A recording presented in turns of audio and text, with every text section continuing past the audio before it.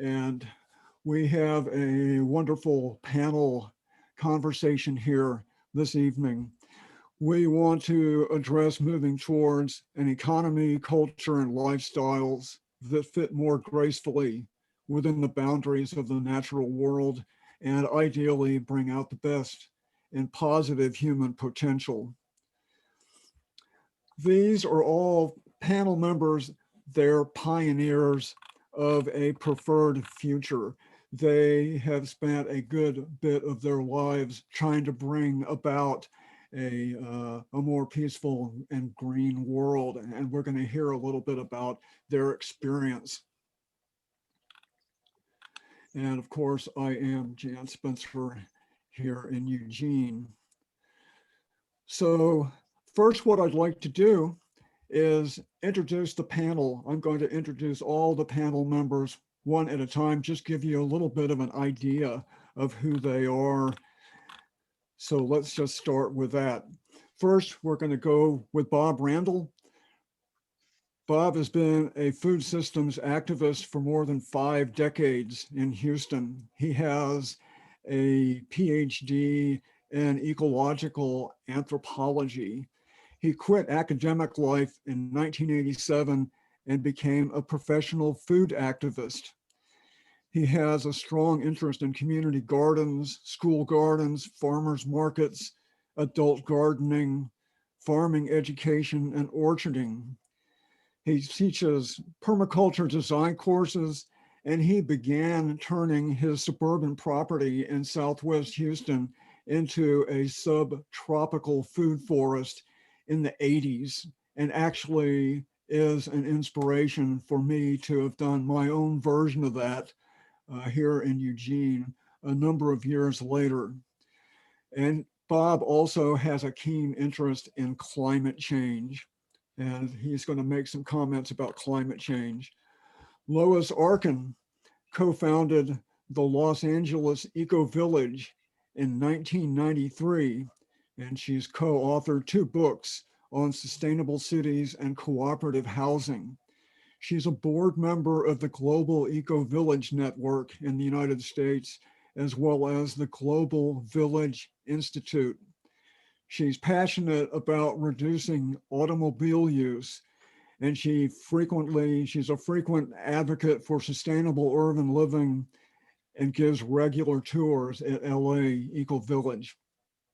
Her current focus, which we'll hear a little bit more about, I'm sure, is retrofitting an old auto shop that shares the same street with LA Eco Village and turning it into a community center and hopefully even more with a public plaza next to it. We'll hear a little more about that. Jim Schenk was director of Covington Community Center in Kentucky, and he moved across the river into Cincinnati, and he was involved with creating Enright Ridge Urban Eco Village in 2004. Enright Ridge is considered a local and national model for sustainability, and he is working on a book about the Eco Village called, of course, Enright Ridge Urban Eco Village, a way to recreate our cities. Jim is passionate about caring for the planet and having a greater connection with the natural world. And I will introduce myself. I am an outspoken advocate for paradigm shift here in Eugene. I have a degree in geography, and I've low budget traveled outside of the United States for over 5 years, all over Europe, East Central, South Africa, among other places.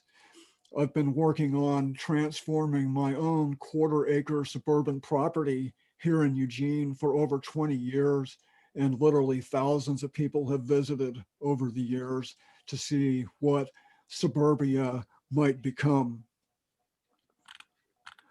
Okay, that's all good.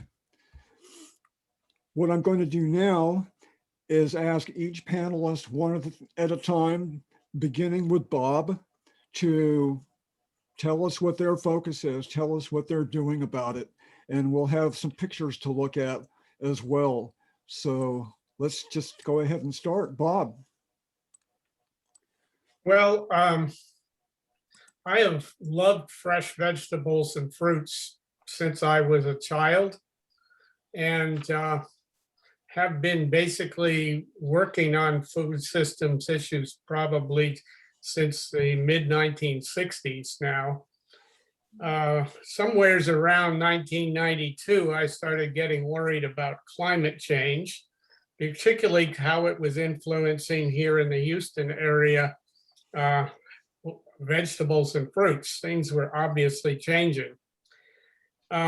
This thing is from the IPCC projections. This is for 2100. I have a niece that was born, the grandniece that was born just a few months ago, will be my age in 2100.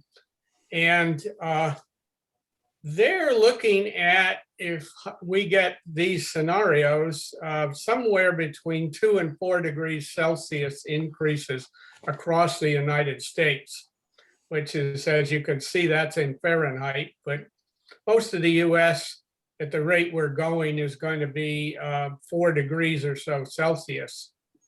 And if we go to the next slide, Jan, this one basically is the conservative governments of the world, what they project. And the third one from the right is, put the arrow right there, that's crop yields. And right now we're a little over 1 degree C. You can see that on the bar. And we're looking at the US being 2 to 4 degrees, depending on what we do. And that red up there is defined as widespread crop yield problems, of major impact. And that's at 2, and you can't even see where 4 is, because 3 is way off the chart. And so it's a real major concern. We're going to have major food shortages. And I want to just move to the next slide, Jan. And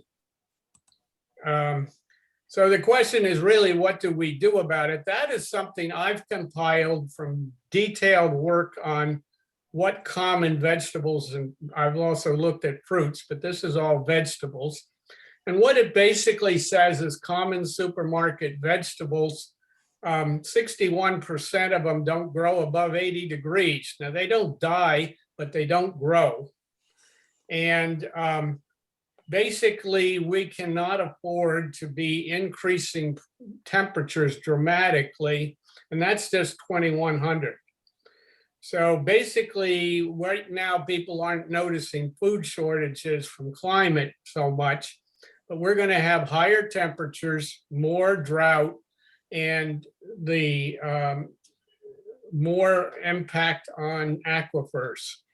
So, and then that means the natural world's going to be impacted by draining the water out of the soil. So we have to do something. And so what I plan to address is the question of how do we all do this? How do we eat better while dealing with something we obviously have to deal with? Okay, that's great. Thanks, Bob. We'll get back to those strategies shortly. Okay, Lois. Lois, unmute yourself.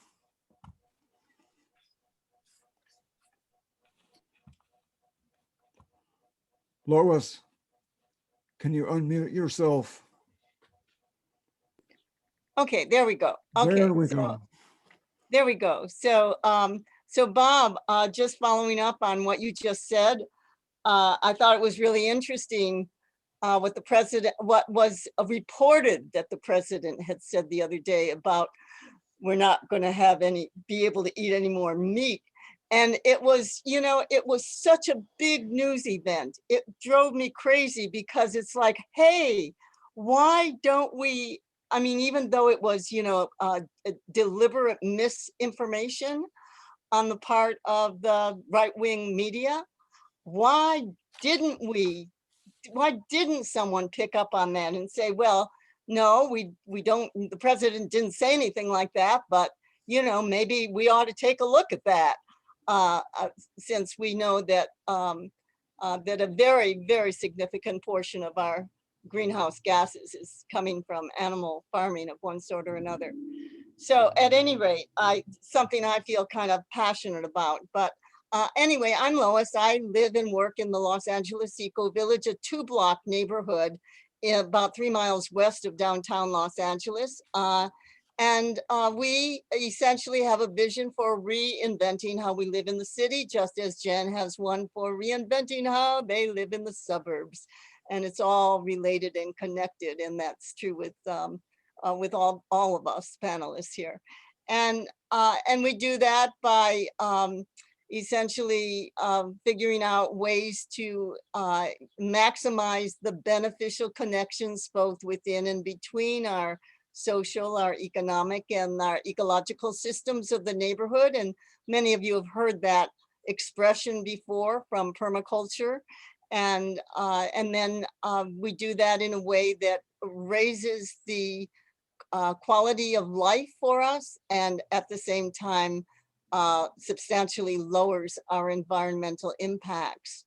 And so what we've accomplished essentially is we have 50 units of permanently affordable housing in a limited equity housing co-op that sits above land owned by a land trust, a community land trust. And we have a 1/4 acre learning garden. We're within walking distance of 8 public schools and that many private schools as well. And our most recent acquisition 4 years ago was an old auto shop adjacent to our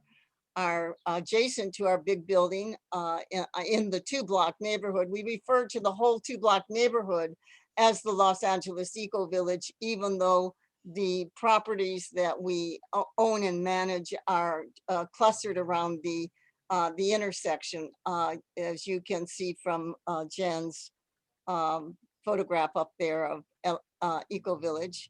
Let's see. Yeah. So this is I'm talking to you right now from this apartment unit right here. Oh, I don't know. You can't see my arrow. Oh, there you go. A little bit more to the right. A little bit more to the right. Yeah, a little bit more. And I can overlook the street and see the learning garden across the street. And the former auto shop that Jan mentioned is adjacent to us on the north. So it's just, if you can point to that, Jan, there we go. And so that's another 1/4 acre site. And that's what I'm kind of really excited about these days. We're eco retrofitting it. It's also a brownfield, which means that its soil is toxic. And we've had many environmental site assessments. And we're working with the University of California at Riverside with their environmental toxicology department. So we have a scientist that's going to substantiate how these soils, even the heavy metals within the soils, can be remediated with fungi, with various kinds of fungi. And so this is something she's very, very passionate about. And we're excited because we have thousands of brownfields in LA, and we're going to have thousands of more as we radically increase our renewables from gas and natural gas and gasoline gas fuel to electric of all kinds. And that's one of the really big problems I think we have in our society overall, is that we keep talking about switching instead of changing.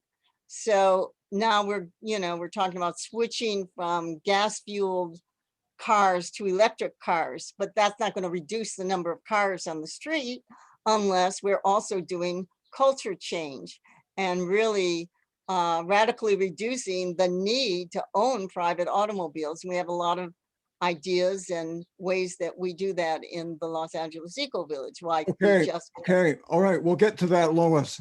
Yeah. We'll get to that. We'll be back to that. Hold that thought. That's enough for now. Okay, Jim. Jim, unmute yourself, please.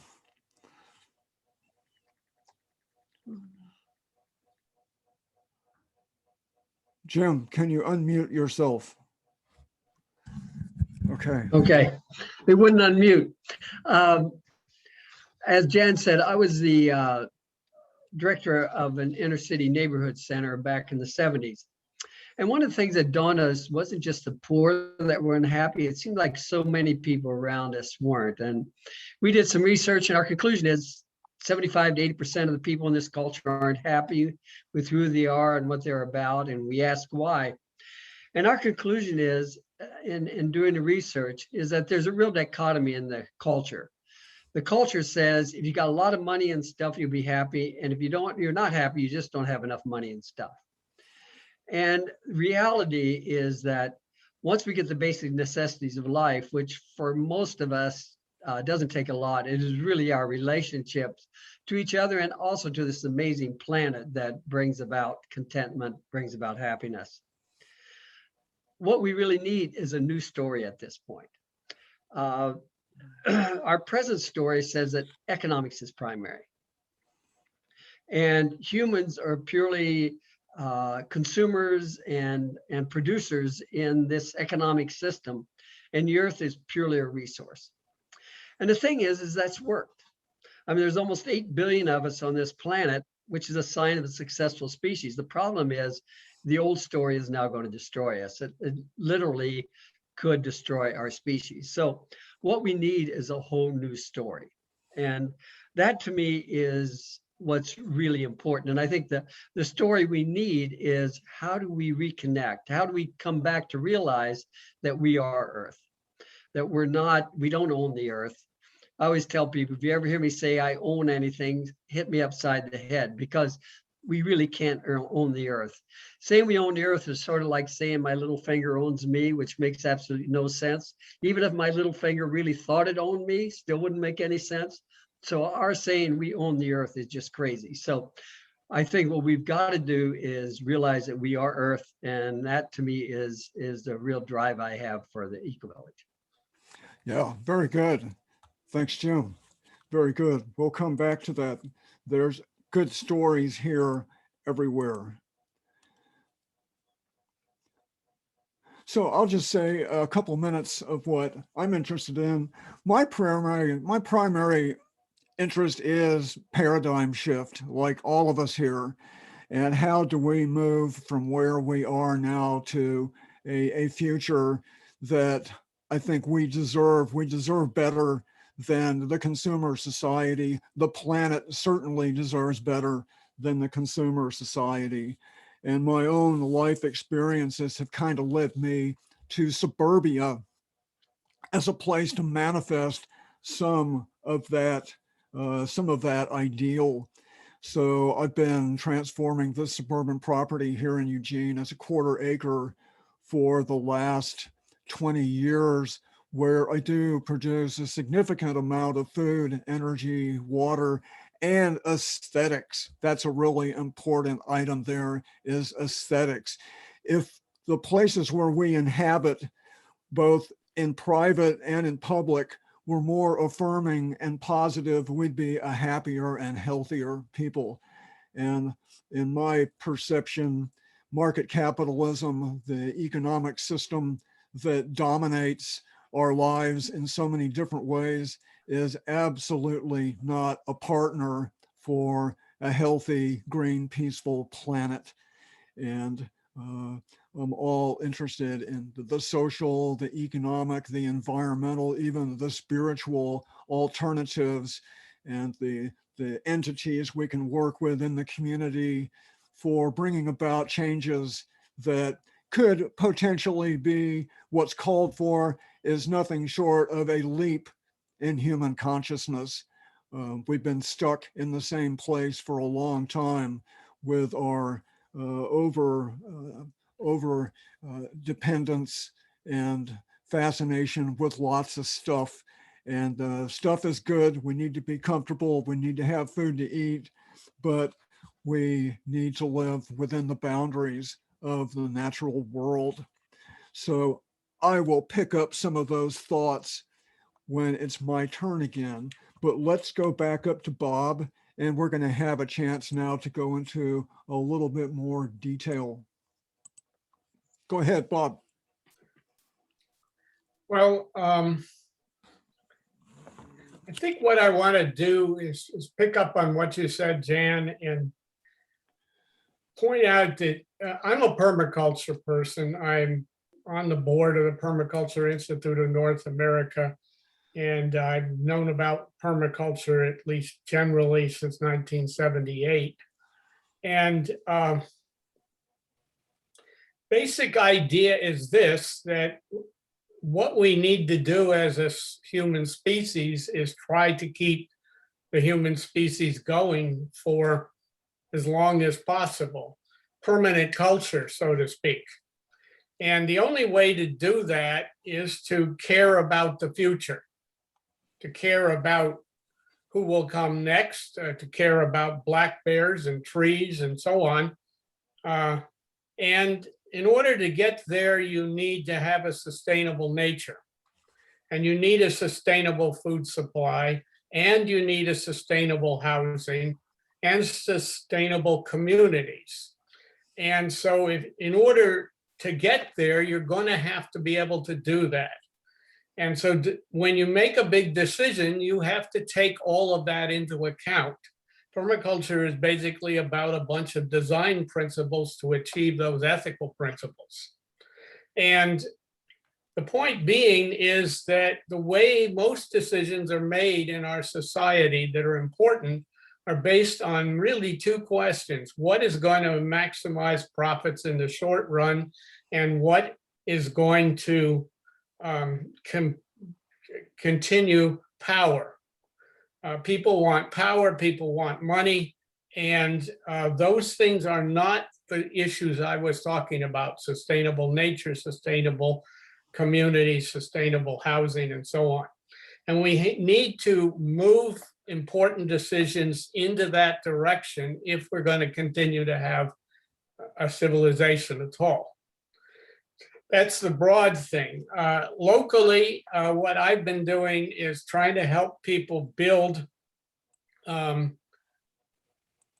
organization that can deliver high quality food for people. Now, these are all individuals at a fruit tree sale, an annual fruit tree sale that sells maybe $160,000 of fruits in fruit trees in about roughly 4 hours once a year. We're in a big city, but it's a good nonprofit fundraiser, but more importantly, we've figured out what fruits likely will work. And fruits are very popular in this area. And they weren't once, but now they are. So that's one of the things you can do. And if you're organized with a group, you can do that. Another thing you can do is you can teach vegetable gardening or fruit tree pruning. You can teach permaculture. You can teach how to build community gardens or school gardens. Or you can help farmers develop sustainable techniques. You can create organizations that do this, or in our case, we did one organization. We also have an organization that helps landscapers and green businesses understand horticulture better. And all of these things should be happening everywhere.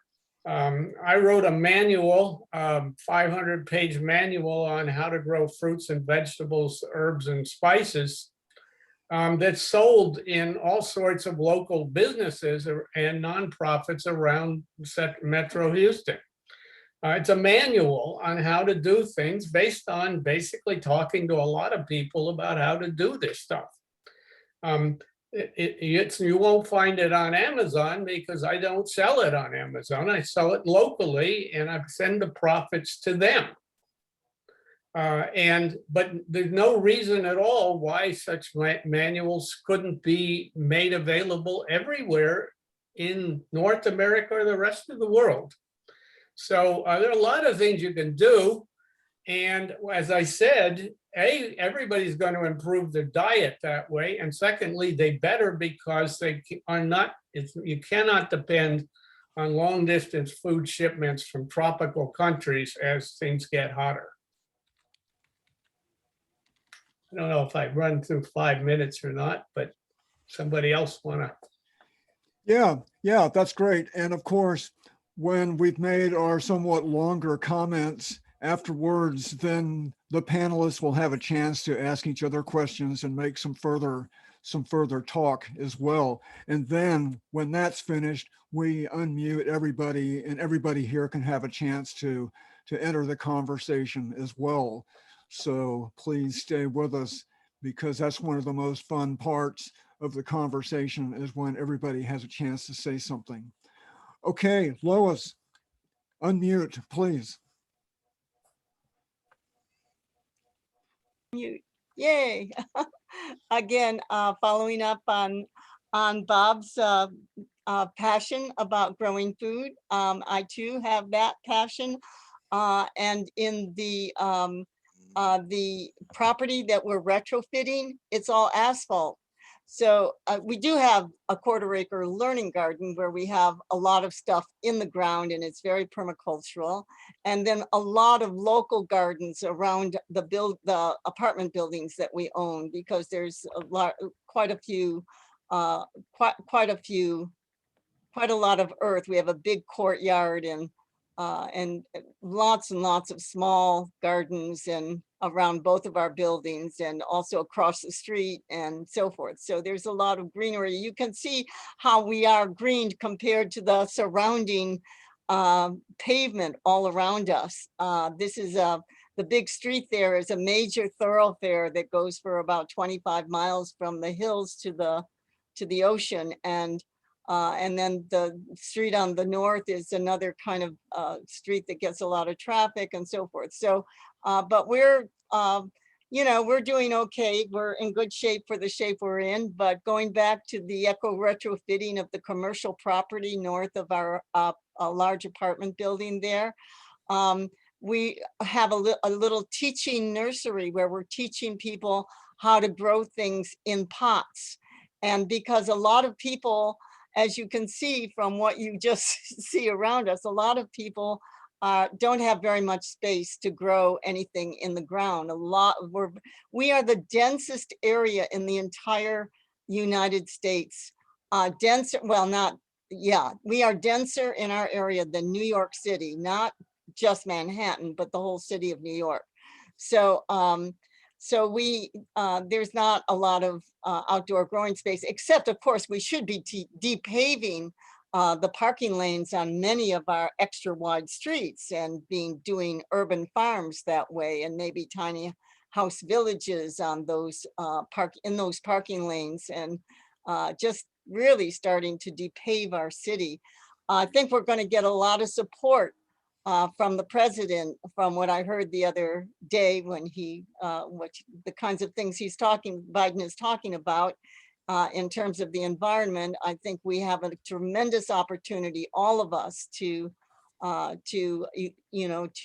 manifest what it is that he's telling us we ought to be doing, that we're already doing, and we can help influence other people to be doing it too. But on the eco retrofitting of that property, we intend to have 10 small green business kiosks, a small green eco co-op hostel, an event venue,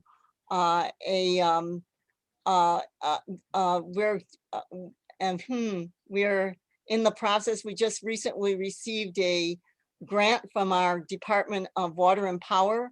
It's the largest municipal utility in the country.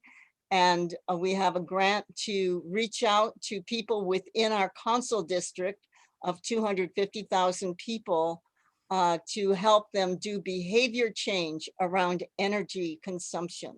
So that's a big one for us. I've also recently been appointed to a task force to look at the idea of having a whole region of the city become a zero emission area, that what is known as a ZEA.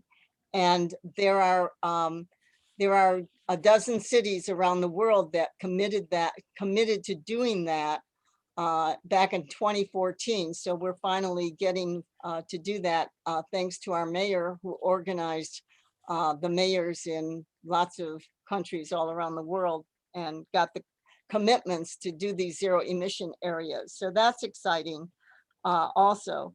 And so I think maybe my time is about up, and we'll continue this conversation after we hear from Jim. How's that? Okay, very good, Lois. Thanks. Jim, go ahead. Yeah, an urban eco-village is a community of people who support each other and especially support each other in living sustainably. And the urban part is that it's in the city, and over half the people in the world now live in cities. So we really need to make our cities work, because we really can't spread out. If we do, we destroy the land beyond for other species and for ourselves. So how do we live in our cities? And I think this is something that both Lois and I are working on. And we're looking at it from a different perspective in some ways, because we're in different settings. And I think there are many different settings in our urban area. We need to learn to work with those. And we have done a lot of things. We basically are single family homes primarily. We have about 80%, 85% homeowners, about 15% rental. So one of the things that we started off with fairly quickly was rehabbing houses. We're in an inner city neighborhood. We're about 15 minutes from downtown Cincinnati, and it's a transition neighborhood. And we ended up buying about 25 homes, houses or buildings that would have gone to investors. If it's a market rate house, we don't bother. But if it would go to an investor, those houses we have purchased. The first one, we raised money from IMAGO's membership, which is an ecological education organization I'm involved with. And we purchased it and rehabbed it and paid people back when we sold it. After that, we got a grant from a foundation that helped us buy the other houses. And I think that has been a real turnaround for the neighborhood. And about a third of the people were involved. About a third of the people in this neighborhood are open to what we're doing. About a third are indifferent, but we have very little opposition because we have significantly improved this neighborhood. And so some of the things, we put out a monthly newsletter to let people know what we're doing, because we don't want people to feel like we're pulling their wool over their eyes.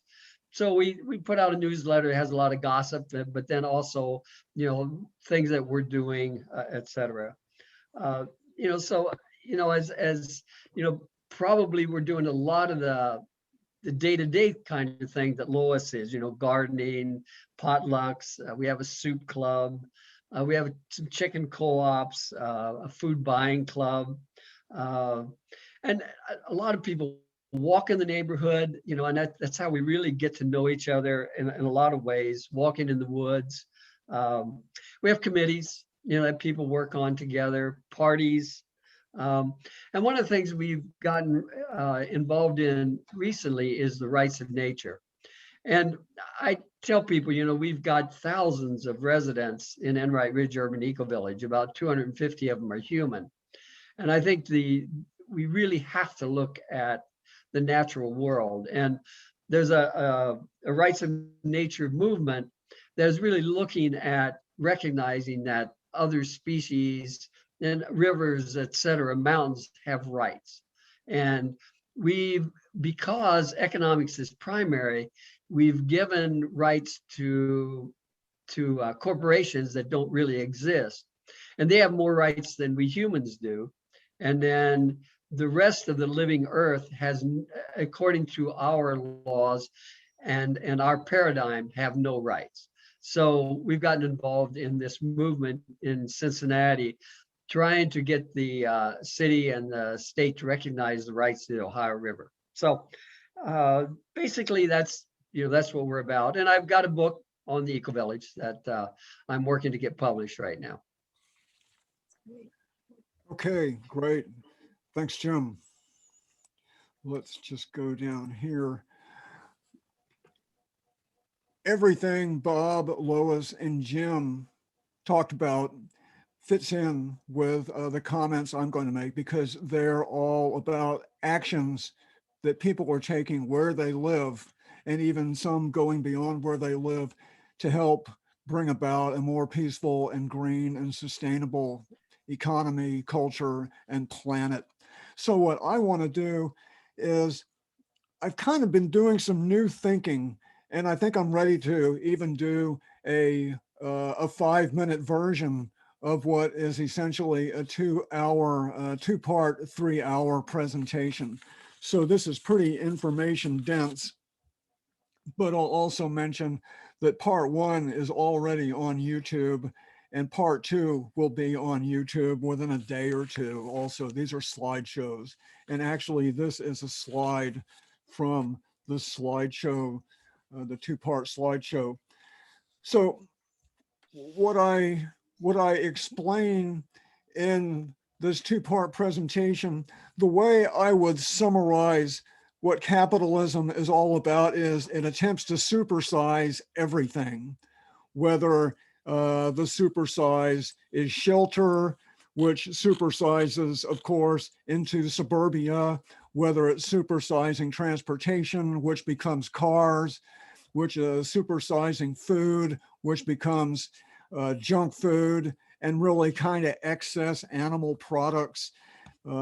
You can go on. Imagine just when you have a moment, think of all the examples of supersizing. We have supersized entertainment. We have supersized cities. Atlanta, Georgia is something like 25 times the size of Barcelona, Spain, the urban footprint. We have supersized urban areas. So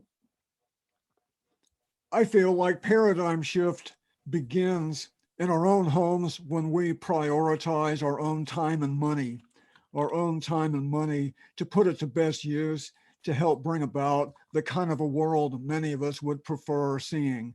And of course, that is a world post-capitalism and post-consumer culture. You can say good luck with that. It is ambitious, that's for sure, but people can make these kinds of transformations in their own lives, in their own neighborhoods, and these transformations are real. Everybody here on this panel and millions of other people already benefit by creating little small alternatives to capitalism and the capitalism and the consumer culture. And of course, as Lois mentioned, reducing our ecological footprints is a core point of departure for making this transformation. Bob makes reference to permaculture shortly in a brief way, but we've talked about this before. What are some of the kinds of guidance that we have available to sort of give us a little bit of direction on where we need to go? And of course, people can look for inspiration in lots of different places, and permaculture is certainly one of them. One of the sources of inspiration to point us in a more positive direction, I look to the wisdom of the world's great spiritual traditions. And I make a distinction between the wisdom of the traditions and the religion. I'm talking about the social, personal code of conduct. And those ideals are care for the natural world and modesty of lifestyle, service to the community, uplift of the spirit, and being accountable for the actions that we take. So in my presentation, I spend a bit of time on talking about capitalism and its behavior. And I just want to touch on a few of those right now, because I think when we more fully understand the nature of capitalism, for me, it provides a lot of motivation for making the changes that I think are called for. We have grown up with the mythologies of capitalism, that it's efficient, that there's the magic of the marketplace, that when people are let alone to do what they want, it brings out the best in people for the good of society. And when you take a look at the environmental, the social, the political, the economic trends, you don't have to be a rocket scientist to recognize that the ideals and the mythologies of capitalism are a complete fraud. And for me, that's a very much of a motivation. So what do we do about that? This is something fairly new for me. When you think of the organizations, the thousands of organizations that exist in the United States, many of them progressive, but almost all of them are wanting to do some kind of work to make the community a better place to live, more healthy, more resilient, better relations between people. Some of these organizations would never think of themselves as being contrary to capitalism. But when you think of so many of these organizations, they exist to repair the damage of the economic system and the consumer culture. And that, of course, is the supersized lifestyle. What would it be like if these organizations sent information? What if the Sierra Club sent information to its 3.5 million members, advising them, you can make our job here at the Sierra Club easier if you downsize your lifestyle and you quit burning up so much energy and so many resources, and also explain, here's how that helps us do our job better. And that information from these organizations could give information stories about Enright Ridge Eco Village, about LA Eco Village, about permaculture. So I think it's a wonderful idea that community-minded organizations reach out to their members and encourage them to reduce their eco footprints. And then beyond that, they lean on politicians and business leaders and saying, hey, we've got a movement with tens of millions of people, and this is what we're doing. And ideally, that could be something that could move us in a direction of what some people call economic and political democracy, where we really do have political and economic democracy. That's a huge area of interest right there. I'm not going to go into great detail. People have written books about that issue, but I'll close with these couple of thoughts here. How are we going to pay for this?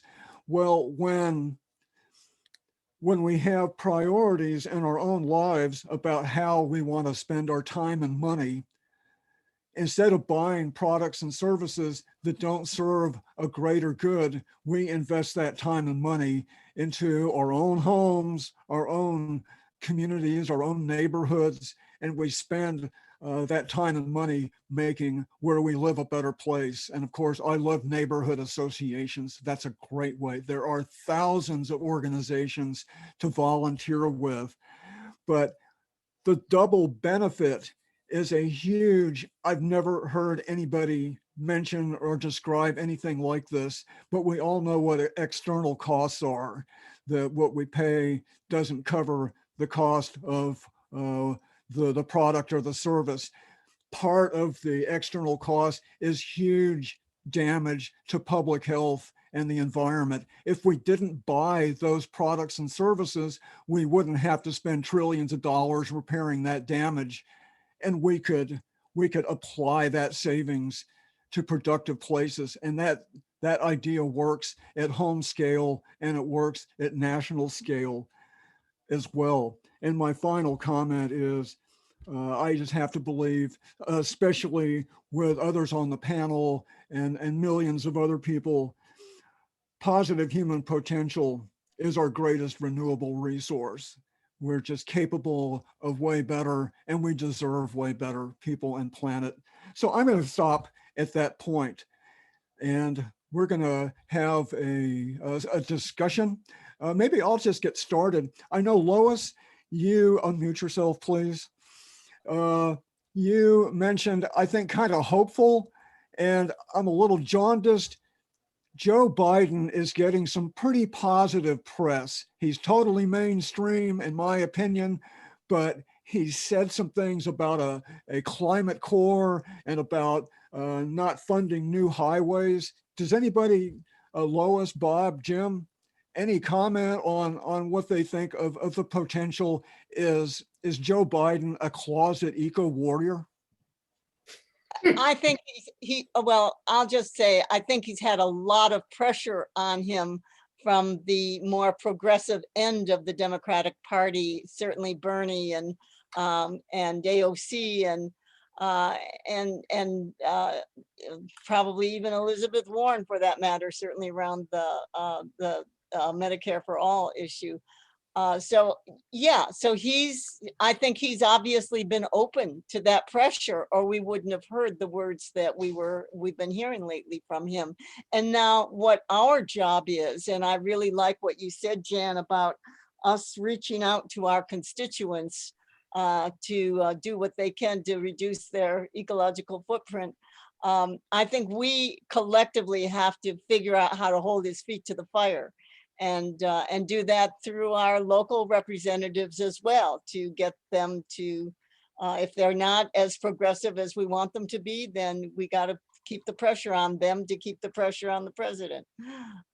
Anyway, those are my 2 cents on that. I'd like to believe that that he has been well educated on these issues, and that he will continue to get educated and continue to reverse the humongous amount of damage done by the former person. Yes. The damage certainly predates Trump as well. Yeah, well, that's true. Yeah. Yeah. Bob, Jim, comments? Well, I think again,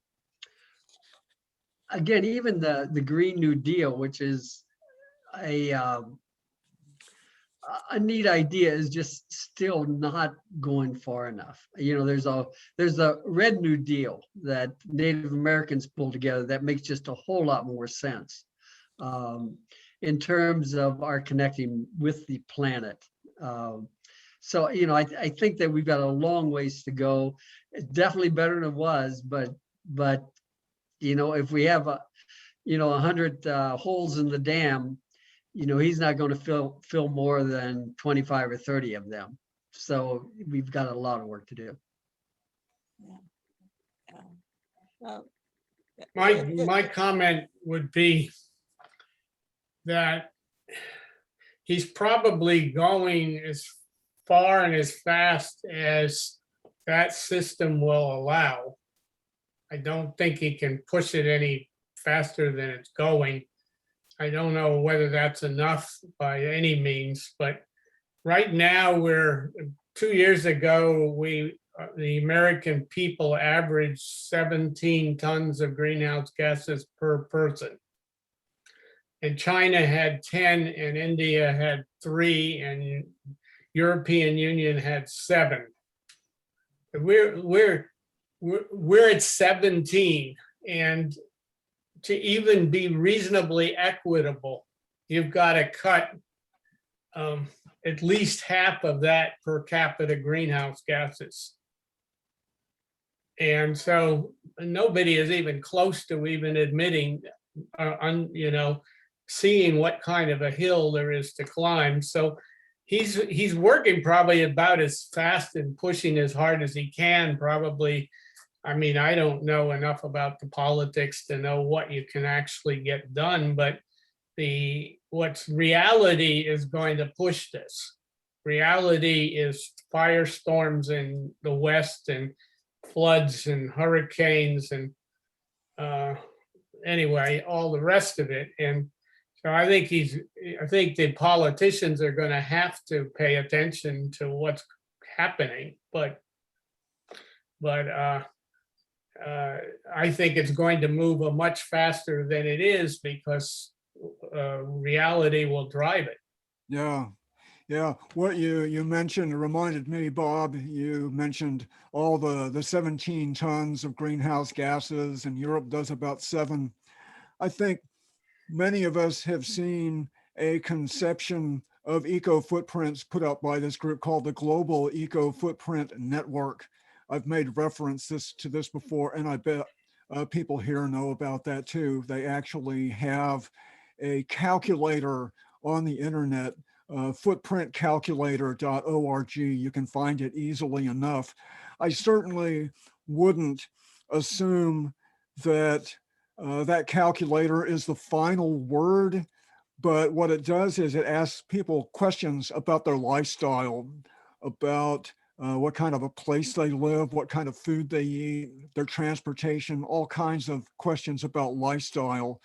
And at the end, it will give the respondent an idea of how they stack up worldwide. How many planet Earths would it take for the entire world to live like the person who just answered those questions? And this is similar to what you were saying, Bob. For the entire world, everybody on the planet to live like the average American, that's the average American, according to the Global Footprint Network, would take about 5 planets. And the European Union, the wealthy, affluent European Union, Japan, Australia, New Zealand, they're about 3 planets. I think they have Brazil as about less than 2, and so on. You can go online and you can see all the numbers, but the United States is so wealthy because it's been so successful and so ruthless in turning nature into money. Yeah, well, I think yeah, obviously I agree with all that. And I think the eco footprint is a wonderful thing to actually get out there to many more Americans who have no idea about this sort of thing. And it would be a big surprise. I think, you know, we really are talking about changing the culture. Now, on a personal level, I kind of think whatever we do is too little too late. But the antidote to depression and hopelessness is activity, and to be proactive, and that kind of keeps you alive and vibrant and enthusiastic about the change. And so we have to kind of, at least from my perspective, I have to kind of, you know, fool myself into thinking that, oh yes, we can make a change. And then of course, and I'm sure this is true for Bob and Jim and you too, Jan, that you get all this feedback from people who have changed their lives because they've interacted with your work. And so that also keeps us going to a large extent.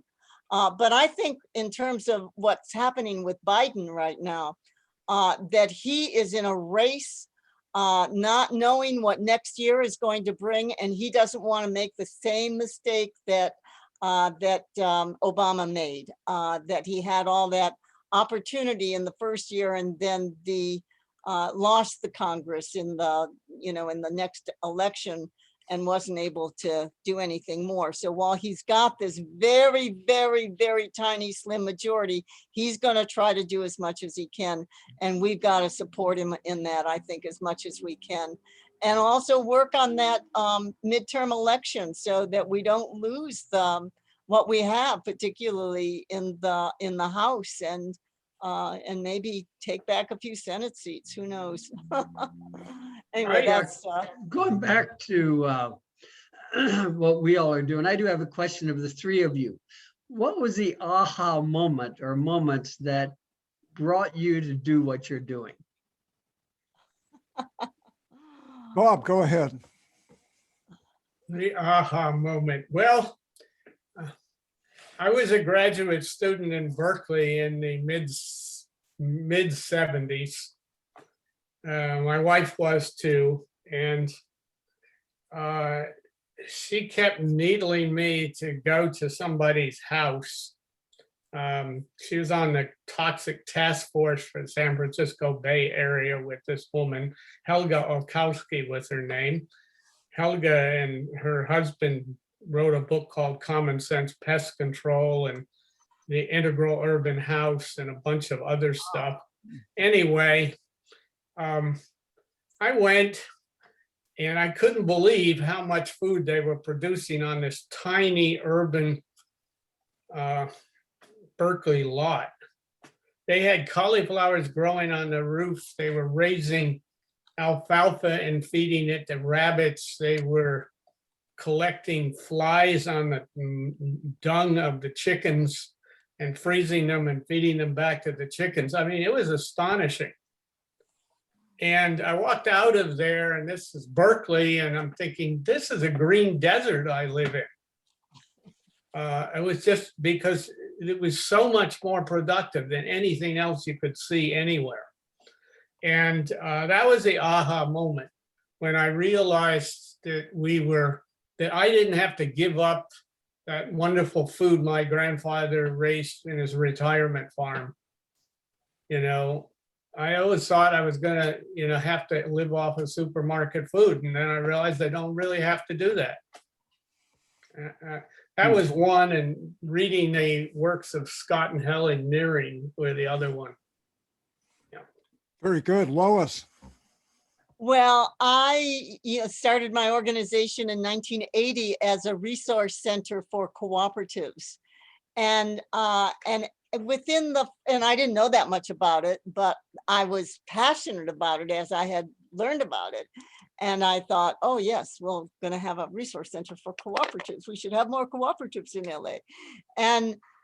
And then within the first 3 years, learning more and more and more about what, I was going to become an expert on, I realized, oh, gee, LA has lots of cooperatives. There's a credit union over here, and there's a housing co-op over there, and there's a childcare co-op over here, and a worker co-op over here. And we have little co-ops all over the city spread out. And it was like, aha. Why don't we have a co-op neighborhood where we will bring all of this kind of co-op energy together in one place? And that was my aha in the early 80s. And by 1985, we started looking for a site to do this co-op neighborhood. And 10 years later, ended up in the same neighborhood I had lived in for 13 years. So that all worked out very nicely. Very good. Well, this may sound like a boast, but one of a very early aha moment was thanks to none other than Walter Cronkite. This was when I was in high school and the Vietnam War was going on, and the evening news, which at that time there were maybe like 4 channels, but they were following a story that one of 2 factories was going to get a big helicopter gunship contract for like $1 billion. Of course, $1 billion was a lot more back then. But each week, the correspondent would go to the different 2 factories and ask the workers, because this was a big deal, it was a big news story. And they were asking the workers, what does this contract mean to you? And both sets of workers repeatedly said, we really want the contracts. We're patriotic Americans. We want to help the war effort. We believe in what our product is. We got the best helicopter gunship. You can trust us. And they also, both groups said, Christmas time is coming up, and it would be great to have that job security so we can have a happy Christmas and buy presents for our kids. Okay, fair enough. This went on the same script for about a month, and I'm watching this. And of course, my own background, I didn't come from a progressive family. It was just a middle-class family. I didn't know anybody who had anything to say about the Vietnam War. I was like maybe 17 at the time. I was not particularly politically literate or anything like that. But over a little bit of time, I started thinking, all they want to think about is having some job security and, ironically, buying presents for their kids and having a happy Christmas, when the product that they wanted to build and sell is going to wreak havoc on another part of the world and blow people up and blow up where they live. And nobody in these reports and interviews had anything to say about anything like that. And I just watched this in my own kind of innocence, and I don't know where it came from, but I began to think this just doesn't add up. And at some intuitive level, I began to think I am not going to join up with this. I knew something was wrong here. Of course, I could articulate more now, but that was an aha moment for me, was watching those news stories and just concluding this whole setup with the war and the economy and these kind of values is not something that I want to sign on to. Good question, Jim. What's yours? Well, for me, 1979-80 came across Thomas Berry and his writings, and that really started changing my view of our connection to the earth. And then in 1982, my dad died. And there's a whole story, but I ended up in a woods sitting under this tree and realized that we could communicate with each other. And that was sort of a real change in my life, and has been a really important aspect since. Sort of a It's a metaphysical. little weird, but Metaphysical, yeah, yeah. Well, we should be thinking about a coming to an end of this. We don't have to do that immediately. Any other good points, questions, what we've said, or comments or questions? And again, we'll open this up shortly for everybody. I had one question for Jim and Lois, and how do children fit into your projects? How do they benefit from them? Oh, yes, a very good question. We have, well, in the first 3 years before we owned any buildings or even had any more than a few people that lived here intentionally, all of our work was with the kids in our 2-block neighborhood, and there were lots. And we just had a wonderful, wonderful time. We had a little kids recycling co-op. We had kids be tree stewards of fruit trees, and they'd name them and they'd take care of them. And we did camping trips with their families. It was amazing. It was a wonderful time. And then for many years, once we started our intentional community in earnest after we bought our first 40-unit apartment building, today we have 8 kids ranging in age from infancy to 11, and 5 of them were born at home. Or no, maybe more. No, maybe 5 of them were born at home. And so that was kind of exciting. And they have the kids that we worked with in those first 3 years, every once in a while, they come around and visit and tell me what an extraordinary experience it was to grow up those 3 years that we had together.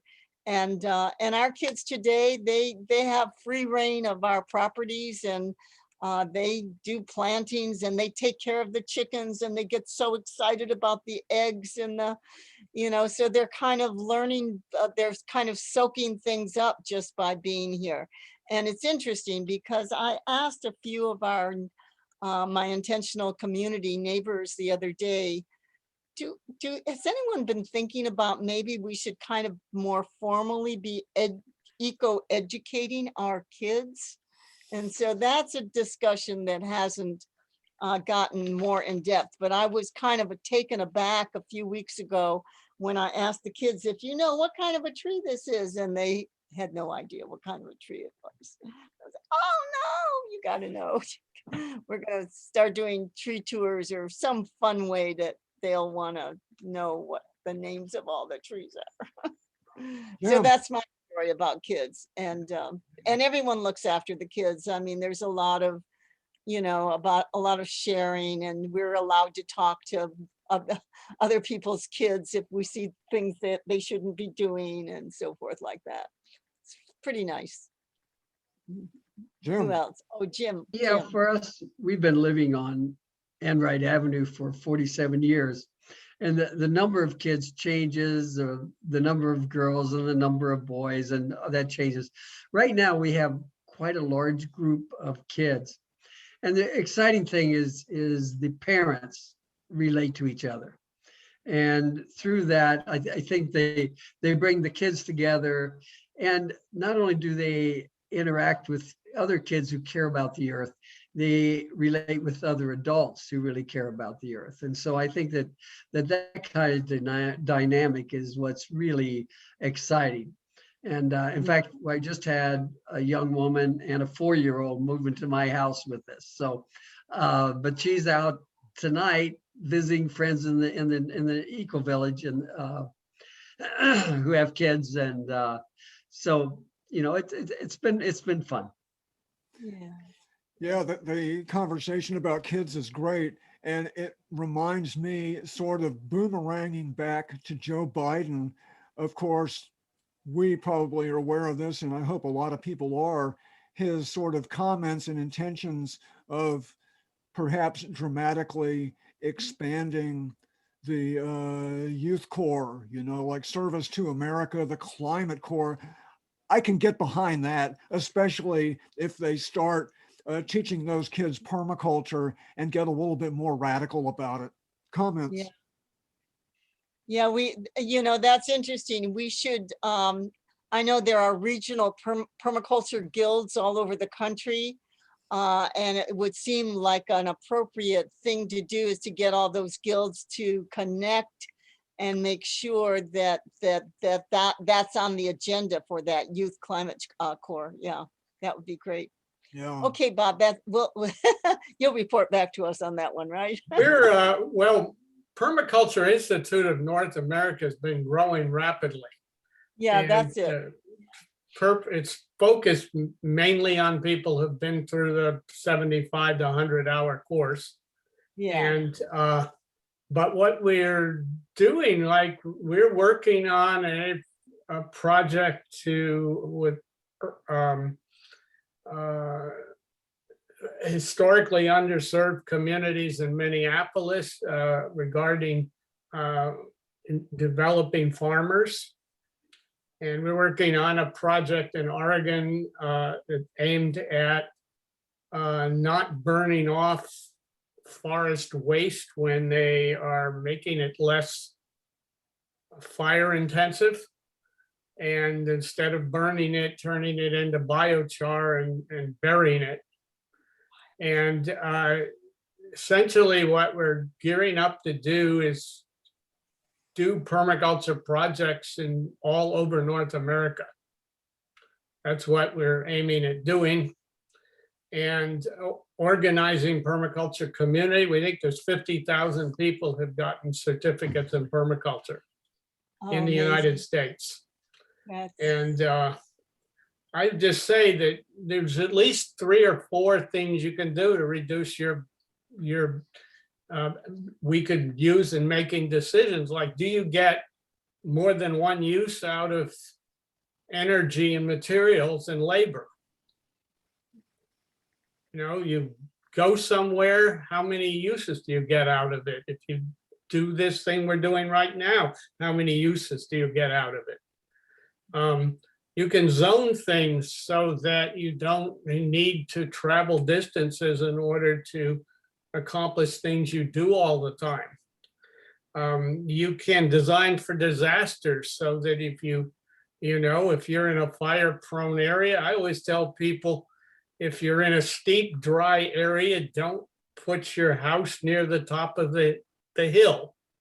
But And if Bob, do you're- you think, is Yeah. this the sort of thing, do you think that this is the sort of thing that could connect with that National Youth Corps that Biden Yeah. is gonna, and that would be great, because all the things you're mentioning, that's what should kind of get out there. That should be the modus operandi for these kids, and that would be great. And then, and there's enough teacher trainers out there that could train the youth corps in permaculture, and they could be out there doing it. Great. Yeah. Yeah, That- that's great, Lois. I know the gentleman who is the CEO, the superintendent of the local Northwest Youth Corps here in Eugene, and they're tied in, you know, with AmeriCorps and all that.